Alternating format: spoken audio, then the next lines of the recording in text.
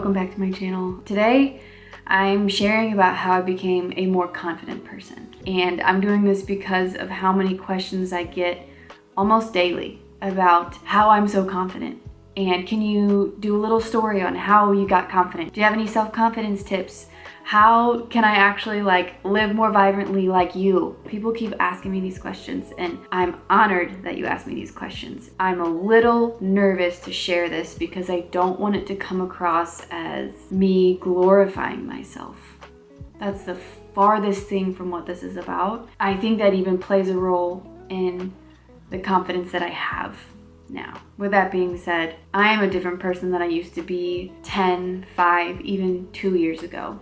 I feel confident. I feel joyful. I'm not afraid of things that I used to be afraid of.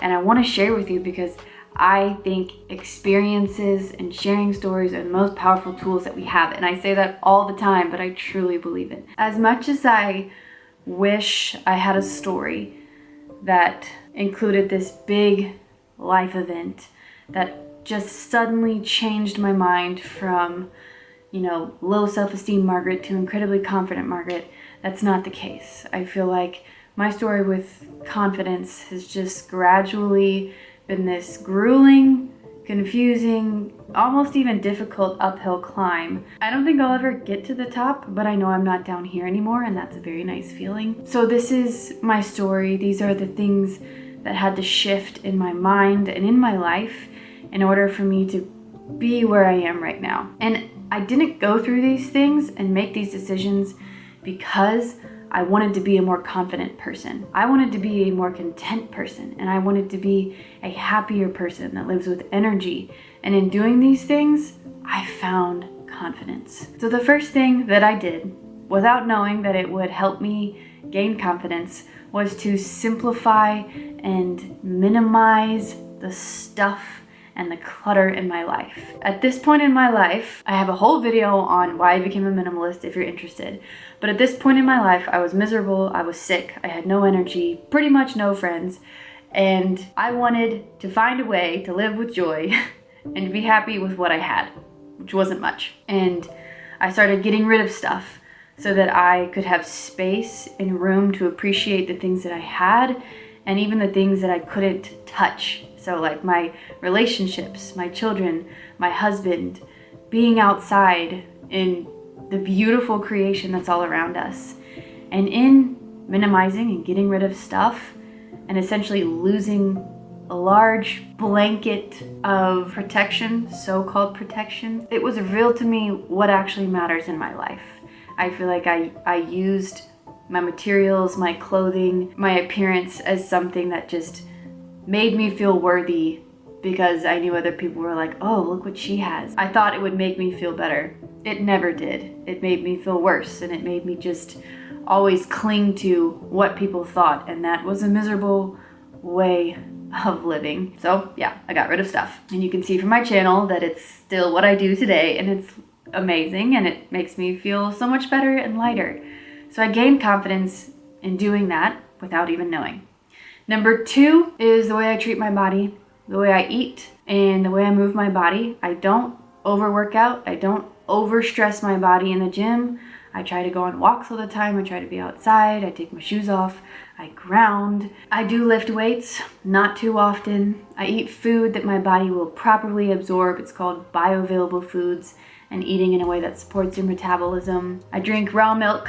I eat beef, liver, and all that good stuff. And in doing so, I gained energy and I gained focus and I gained confidence because I felt so good. So that was another thing that I did in my life that I wasn't really planning on it, but it made me live with more confidence. Number 3 is defining my life's purpose, memorizing it and repeating it over and over and over. This was huge for me. I feel like I lived 25 plus years without even knowing what my purpose of life was. And this is where my faith comes in. My life's purpose is to serve and glorify the Lord in the little things that I do each day and in the way I love and serve other people. Do I do that every day? No, I will never claim to do everything the right way. I fail often in a way that just makes me mad at myself. But at the same time, defining my life's purpose has given me this groundedness that when life tests come, when I feel awful, when life is gray, even when I have success, like I find myself subconsciously always coming back to my life's purpose because I've repeated it so many times. I've written it down so many times. It's just ingrained in my head. So if you feel like it, maybe write down your life's purpose and memorize it. Number 4 would be to do uncomfortable things. And this is so much easier said than done. I mean, I would have started my YouTube channel 5 years before I started it 5 years ago because I was just too afraid of what people would think. But here's the thing, people are gonna judge you no matter what. If you succeed, you'll be judged. If you fail, you will be judged. So I would just encourage you guys, coming from a place of experiencing this, to just do things that make you feel uncomfortable. And if you leave the situation and you feel worse, well, you tried. If you leave the situation and you thought you were gonna have something to say, you didn't have something to say, and it was awkward, well, you tried. Way to go. Just do things and be okay with failing and feeling weird and awkward. Maybe it's even a very uncomfortable situation and a conflict, but I don't think we were created to always feel safe all the time. I think putting yourself in a vulnerable position in an uncomfortable place is incredibly beneficial to you as a human, and it teaches you a lot.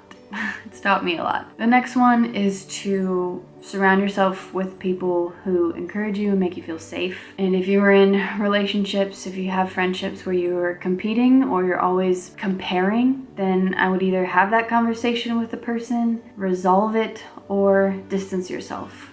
And that's just if you feel like that's what you need to do. I am not sitting here telling people what to do, but from my experience, that really helped.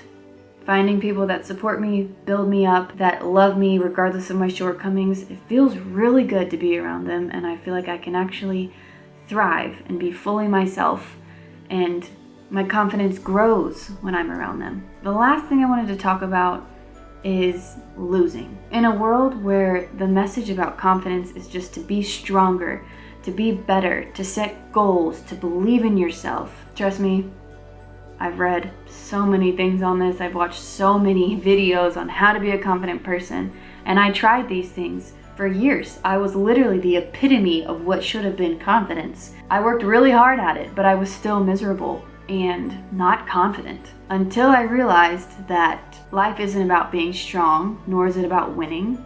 It's about losing gracefully, learning how to lose better, accepting your weaknesses, and having the courage to be disliked. It's a great book, by the way. Definitely stretched my brain, but I'll link it below in case you're interested. When I actually heard that for the first time, that the Lord didn't design us to be these strong, unbreakable creatures, bursting with confidence. He wants us to be faithful servants. He wants us to be resilient, to rise back up, to have unwavering faith when the waters are rising. That's where I found my confidence. Realizing, believing, living in a way that reflects the Lord's adoration, compassion, and love for me, even though I am broken and weak. And when I'm strong, I'll admit that sometimes I don't need the Lord when I'm strong. So I want to stay weak.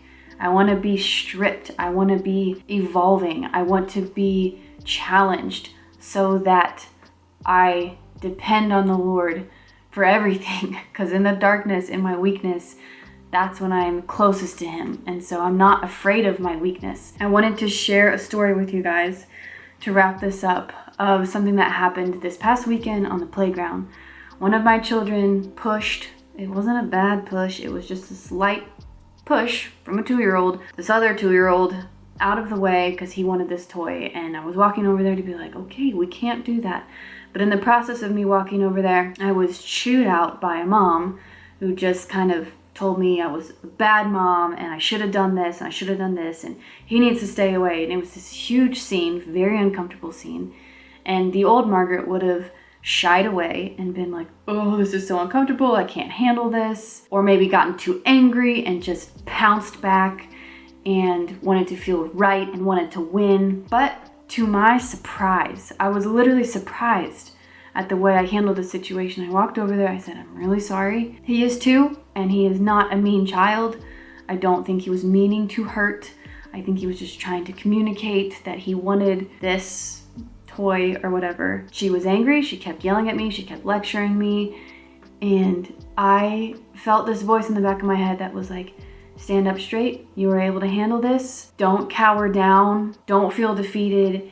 And like subconsciously, I moved closer to this woman, not to win and show my dominance, but I just wanted to prove to her and to myself, like I just felt like I wanted to prove to her and myself, like I can handle this with confidence. I can have this awkward, very frustrating, heart-racing conversation and then move on.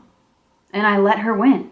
Like there are a lot of things I could have said, but I just was okay with letting her win and losing, keeping my cool and moving on. And you guys, I got in the car and I was just like, who am I? Like I was so surprised, because in the past I would have just blown up and got really angry and really defensive and wanted to win, but I was okay with losing. And it just shows you that this steady climb is so important to pay attention to. We're not going to just go like this. You're not going to watch this video and you're just going to be confident. You just have to be dedicated. You have to be diligent. You have to stay in the Word, read how the Lord shapes and guides people in every stage of life. And my hope is that in this story, you will find hope, that you can get there one day, and that you can see the goodness that you have in life and the goodness of the Lord to give us these challenges and to give us even this